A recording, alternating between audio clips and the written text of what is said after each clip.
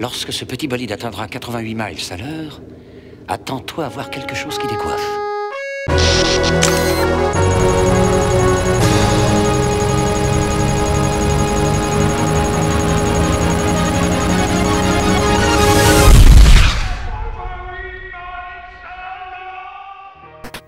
Bonjour et bienvenue dans 88 miles à l'heure, votre émission dédiée au Tool Assisted Speedrun. Une fois de plus dans nos magnifiques studios, ravi de vous retrouver pour plus de runs exceptionnels.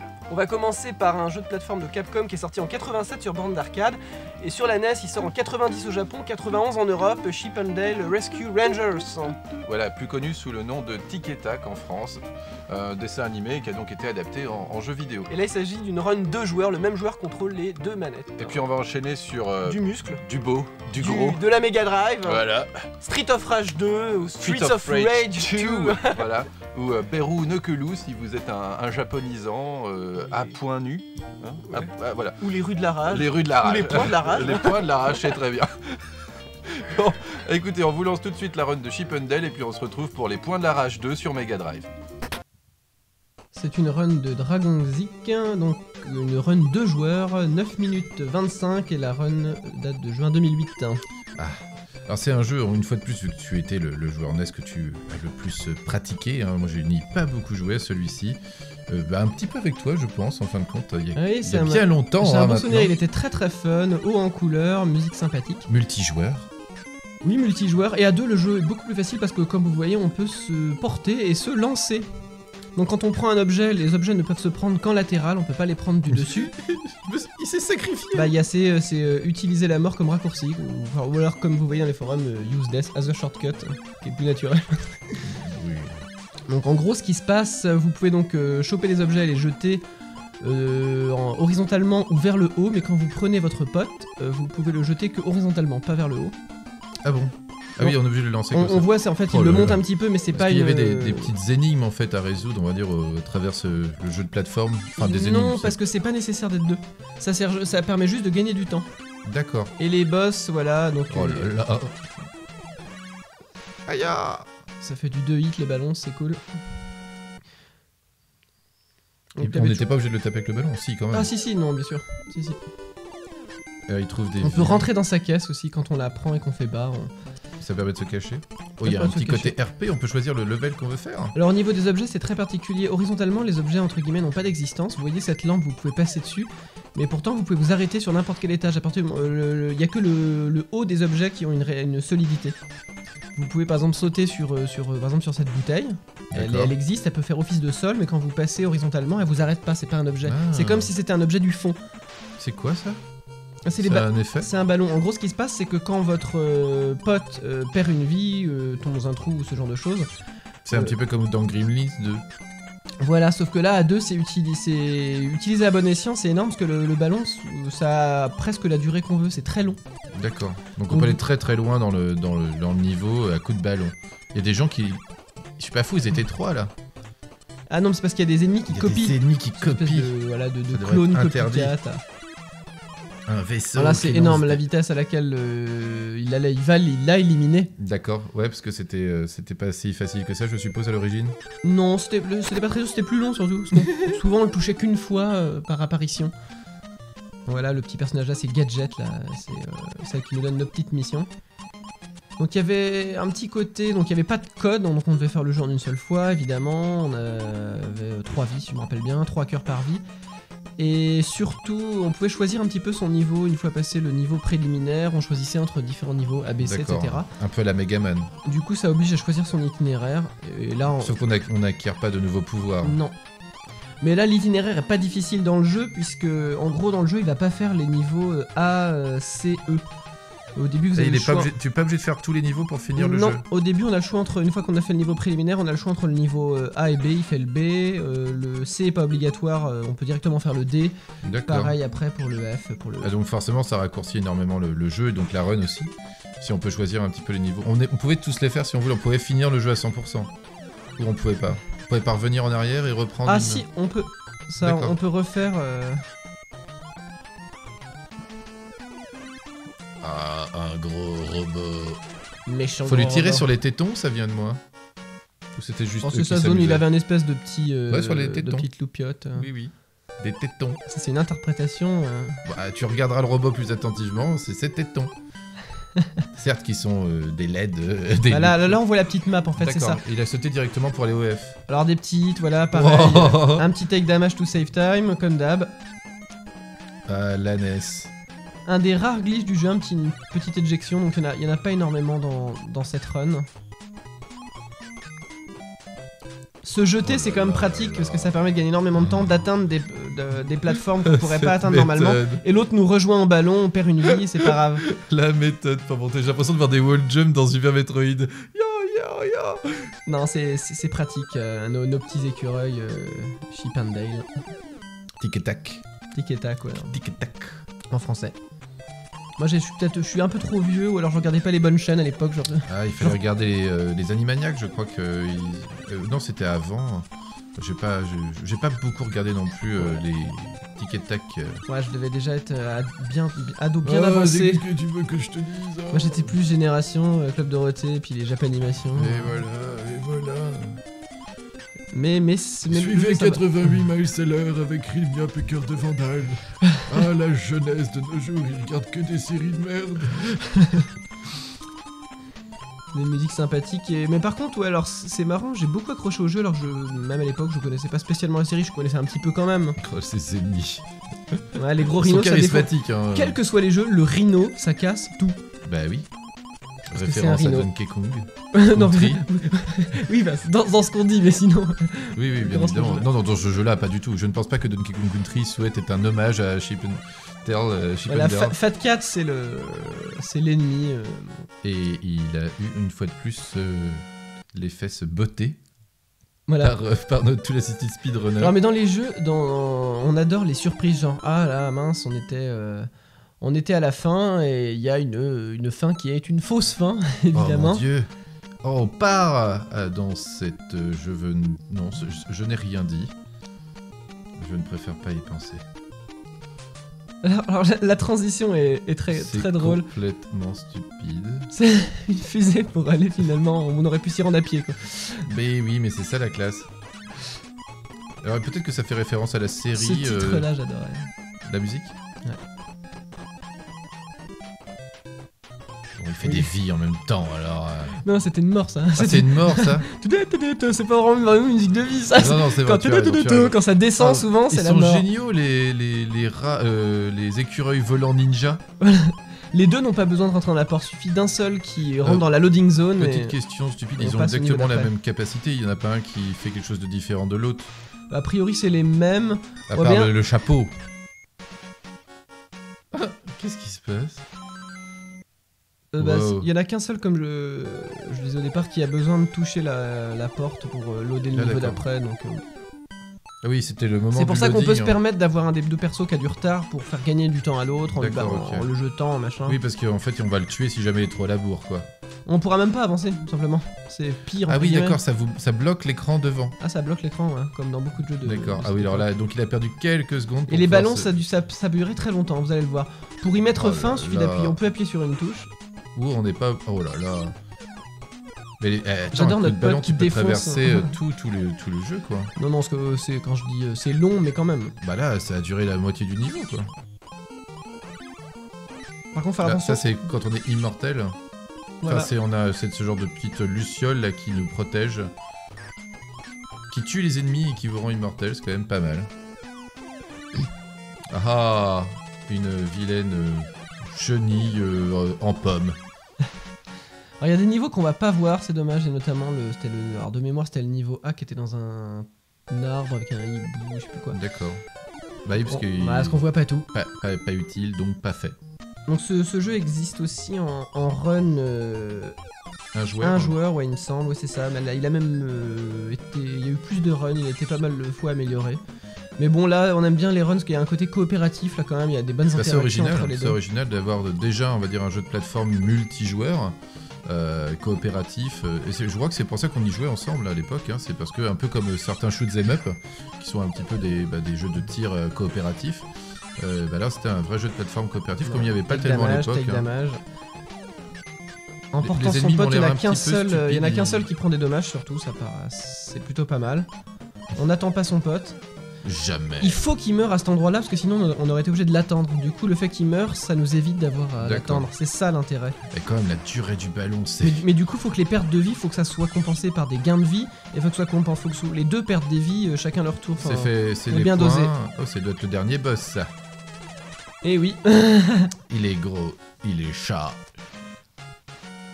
Bref, il y avait pas mal au niveau du gameplay qui était pas mal le niveau de saut aussi. Waouh. C'est pour ça que ça m'avait... Enfin, moi j'avais bien aimé quoi, de doser au poil, ça c'était bien. C'était un jeu exigeant, ou précis tout simplement, avec ouais, un bon précis, gameplay. Ouais.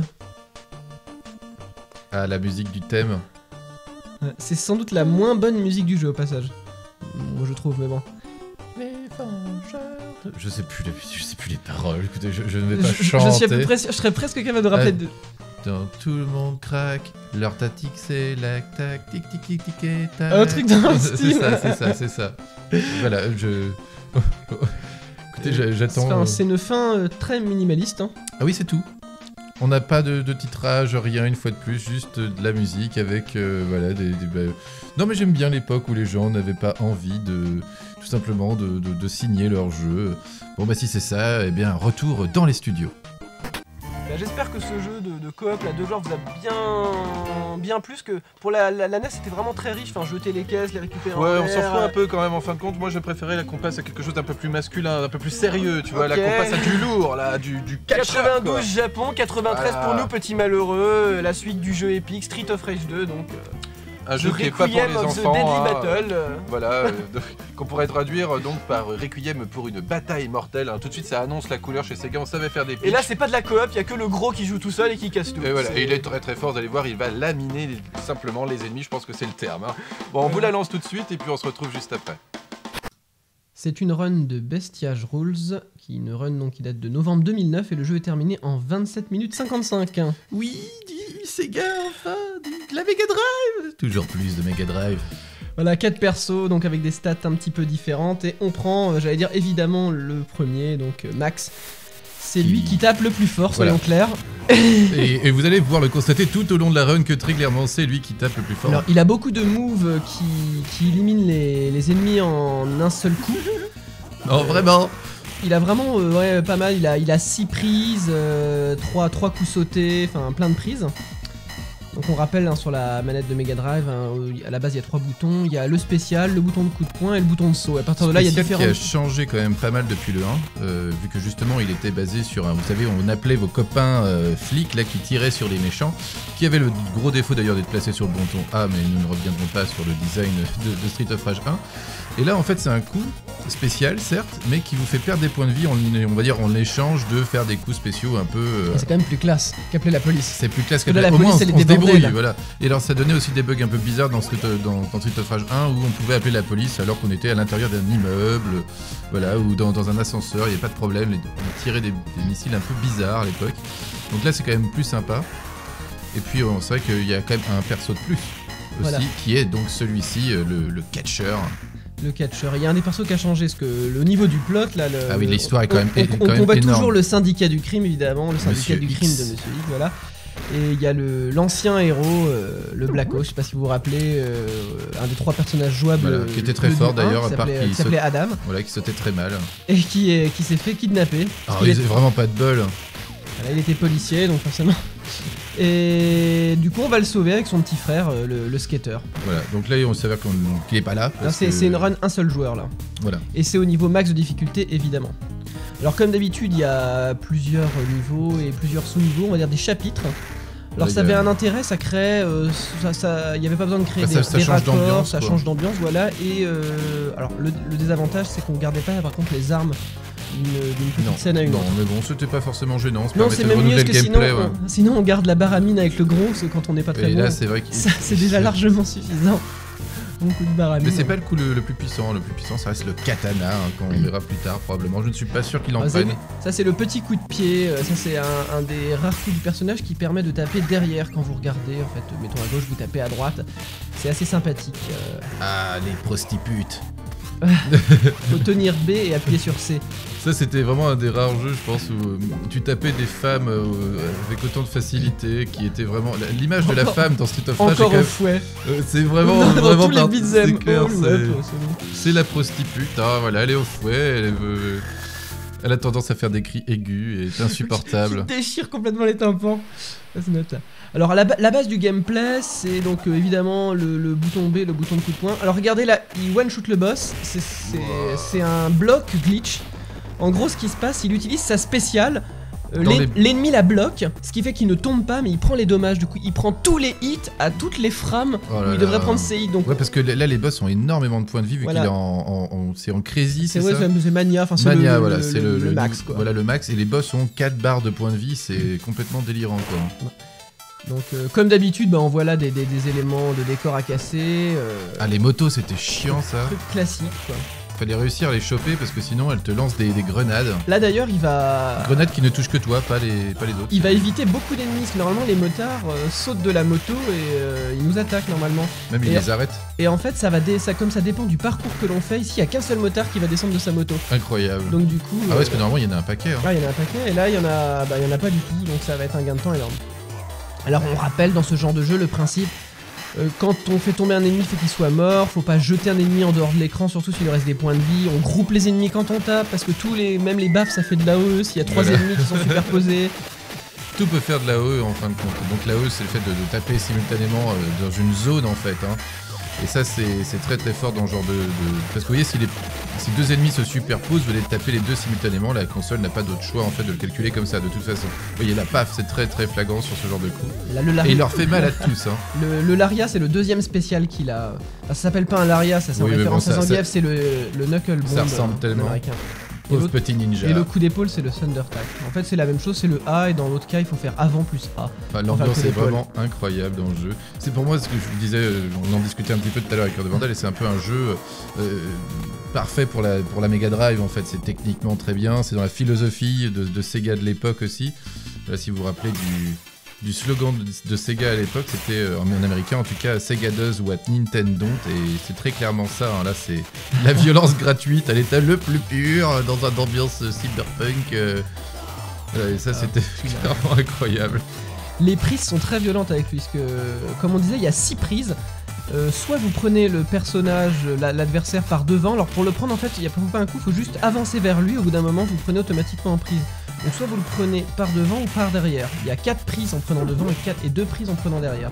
Soit vous appuyez sur B, arrière B, avant B, ça en fait plein, oui c'est tout à fait ça. Et il y a aussi certains il l'a bien bloqué là. Comment il était super relou lui parce qu'il arrête pas de bouger, de voler. Oui, et là il a bien bloqué, c'est super. Le jet là, vraiment. C'est un des ennemis les plus insupportables à rattraper, surtout avec lui vu qu'il a des capacités de saut nulles, voire faut pas sauter. C'est son gros défaut. Ouais. Et donc contre ce genre d'ennemi, il était vraiment très très long à tuer et il pouvait être life over avec mon nouveau terme. D'accord. Alors des fois on voit les petites prises en sautant, certains savaient pas forcément que ça existait ou s'en servaient peu. C'est vraiment des très très bonnes prises, en fait on fait C puis B immédiatement après, mais on brise le dos des ennemis, c'est un truc vraiment vilain. Ce saut là il l'utilise à foison, mais en même temps ça fait des dégâts. D'autant qu'on jette le corps et ça punit les autres ennemis qui seraient restés à portée quoi. Ah alors là la petite mise en abîme, vous voyez les Bare Knuckles, c'est les bornes d'arcade et c'est le nom japonais de Street of Rage. Donc voilà, c'était une petite référence à même, vous voyez les ennemis ne vous attaquent pas car ils sont en train de jouer à Bare Knuckles, ils sont à l'intérieur du jeu et ne vous voient pas venir.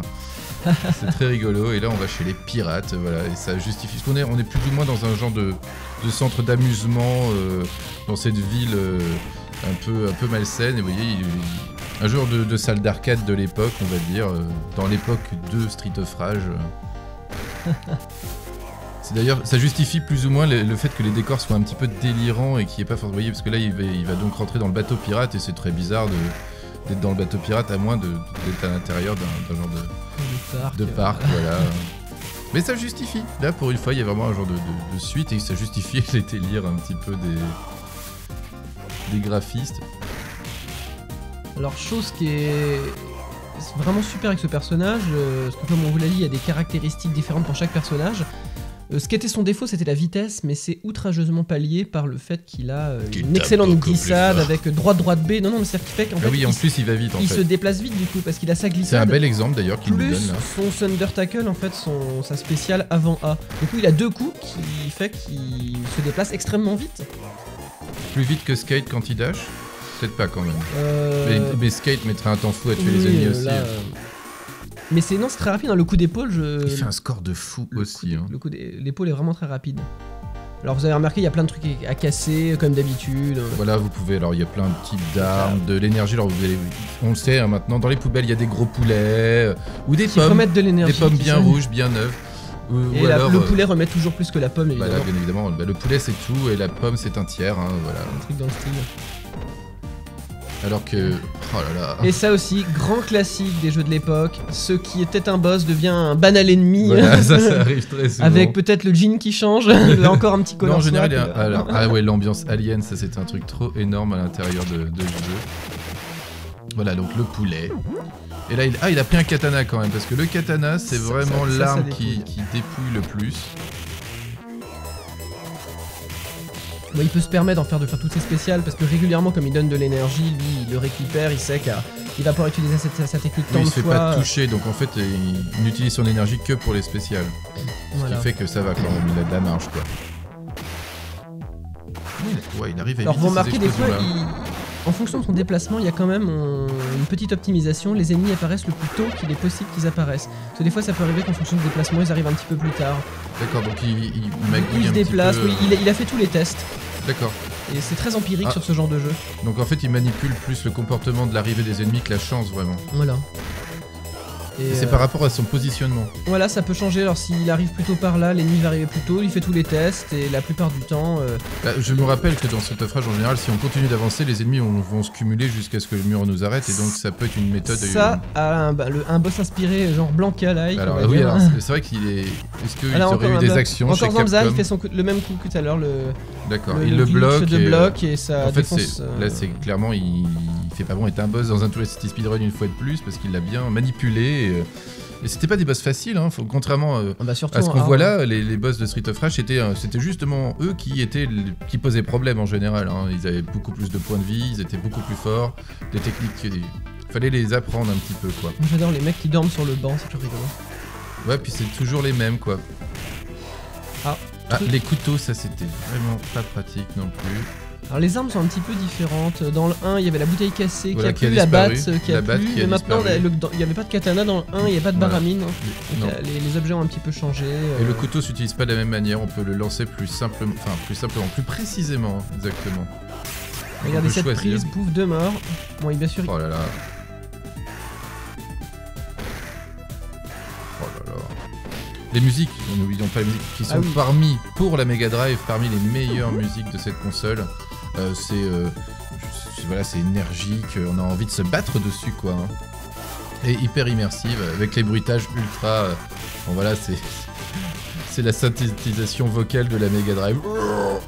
Alors ce qu'on voit des fois quand il est entouré par certains ennemis, des fois on voit des... Ils ont remarqué que quand on est entouré, on peut faire canceller des animations de spécial. On lance sa spéciale et l'ennemi qui est derrière nous tape. Ce qui cancelle notre animation, mais on a quand même envoyé les dommages, ce qui permet de rebalancer sa spéciale dans l'autre direction. En fait, on fait sa spéciale dans les deux sens. Alors, on va essayer de voir à un moment il le fait. Dans l'ancienne run, il le faisait beaucoup.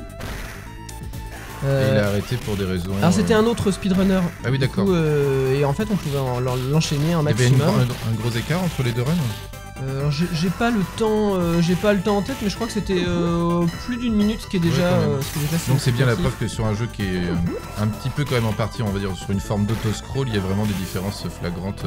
Il faut dire que la run là est assez récente. Donc, 2009 c'est ça? 2009, donc ça fait un an et quelques mois, ça va. Eux aussi, alors c'est aussi des personnages récurrents du 1 qui étaient très... Ouais, non, ils sont pas bien. Je ça les aime fait pas. trop mal les prises, c'est débile, quoi. La quantité de points de vie. Toujours les superposer. Voilà. Big Ben. Oh là là, les pauvres, j'aimerais pas être à leur place. Alors c'est marrant qu'il prend le personnage qui est nouveau, le catcheur, qui est un ami de Axel, c'est ça? Oui, je crois qu'il l'appelle à la rescousse en disant « Oh mon dieu, regarde, on est que 3, pour régler les problèmes de la ville, il faut au moins qu'on soit 4, vu qu'il y a une armée de 50 000 personnes en face de nous. » Laissez, j'y vais tout seul. Pas de problème. Mais tu es fou, tu vas mourir. Je m'en occupe. Alors il y a des... Donc est-ce que une run 2 joueurs sera faite? Je sais pas, c'est tout à fait possible. Est-ce que ce serait plus rapide? Dans ce genre de jeu, ils gardent les deux. Il n'y a pas qu'une question de temps, il y a la run 1 joueur, la run 2 joueurs. Pour l'instant, la run 2 joueurs a pas été faite. Alors bah on laisse... Ça peut être marrant parce qu'il y a beaucoup de coups qui interagissent entre les deux personnages. Oui, donc ils pourraient se lancer, ils pourraient faire des trucs... Mettez votre avis en commentaire. Est-ce que la run 2 joueurs serait significativement plus courte? Et surtout, est-ce que vous voudriez la faire aller sur tsvideo.org, proposer... ouais, j'ai vu Street of Rage 1 dans Street of Rage 2, excusez-moi, dans un joueur dans 88 miles à l'heure. Et la question, ce serait... la petite question, c'est quel duo de personnages prendriez-vous? Voilà, tout à fait. Ça peut commencer... Et là, ça peut être dur. Hein. On va arriver devant un boss qui est très rigolo, parce que c'est un boss qui est fortement inspiré par un catcheur de la WWF qui s'appelait The Ultimate Warrior. Moi, quand j'étais petit, je collectionnais les catcheurs et je l'avais ce catcheur. Oui, c'est vrai, c'est vrai. Et ça va être le dernier combat pour aujourd'hui. Et puis on va le laisser mourir en paix. Et puis on va vous retrouver dans les studios. Ah là là, disons la quantité de points de vie. Bye bye les barres. Allez, boum, voilà, ça c'est fait. Donc bien voilà, on va avoir notre petite stage 4 clear. On en est à la moitié et puis on va continuer à la prochaine mission. Salut. Et oui, c'est toujours dur de couper une run en deux. Il est en train d'éclater un super catcheur. C'est exaltant. Voilà, moi j'ai envie d'aller voir si Mister X va se faire botter les fesses. On fesses. rappelle pour ceux qui n'ont pas joué au jeu, on vous conseille d'y jouer. Il est sorti sur le Xbox Live en 2007 ainsi que sur la console virtuelle Wii. Et puis j'en profite aussi pour vous rappeler que nous serons le 16-17 avril à Toulon pour le festival Manga Azur. Et puis on enchaînera juste après avec notre fameux Stunfest rennais 29-30 avril et 1er mai. 2011 voilà. Ah oui, 2011. Oui. Est-ce que toi, spectateur du futur... Si tu nous regardes en 2018, eh bien non, c'était il y a 7 ans, on est désolé. Bon, peut-être qu'on sera encore au Stunfest cette année. Il est mort, oui. Bon, désolé, je serais peut-être mort à ce moment-là. Écoutez, sur ces bonnes paroles, je sais pas si elles sont bonnes ou pas, on va se quitter et puis on se retrouve très bientôt pour un prochain épisode de 88 miles à l'heure. Salut.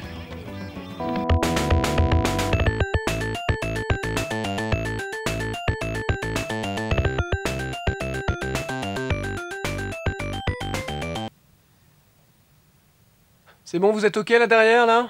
C'est bon, on croit que c'est Rilmyop là?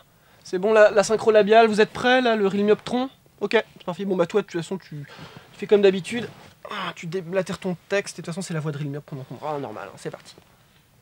Bonjour et bienvenue dans 88 miles, Gruyère, Gruyère. Attends, non, il y a un petit problème là. Gruyère. Donc on va la refaire. On va la refaire. T'as bon être un boss dans un Qu'est-ce qui se passe? Ah putain, il y a tout qui déconne aujourd'hui. Le Rilmyoptron. Toi, Machine Capture Man, dégage quoi. Dégage, dégage s'il te plaît là. Ah mais. Putain, vous êtes pas des pros quoi. Merde.